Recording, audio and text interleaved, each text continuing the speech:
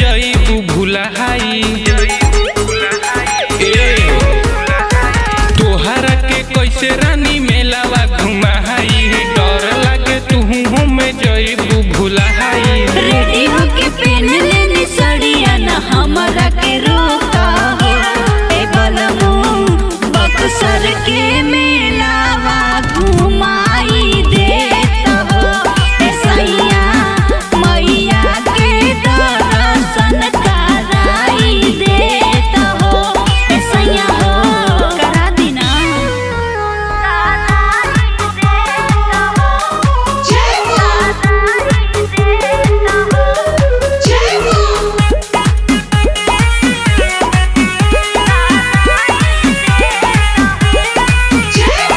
नया नहर पाड़ू बड़ी भीड़ होला, हाथावा तो छूट जाई धनी।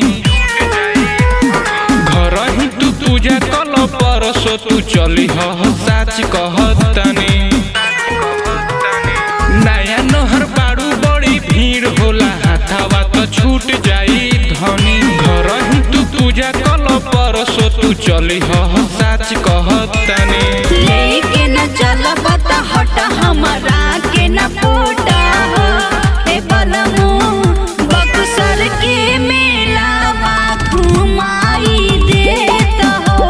ए सैया मैया के दर्शन कराई देता हो। ए राजा हो घुमा दीना।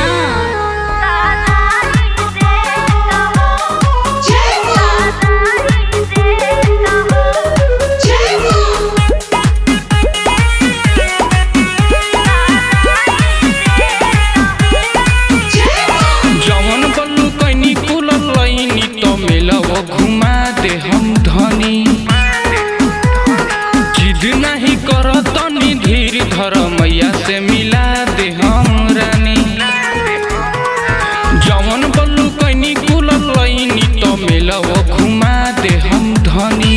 जिद नहीं कर तनी धीर धर, मैया से मिला दे हम रानी। वाइफ जत बाड़े रोहित संदीपवो के देखा हो।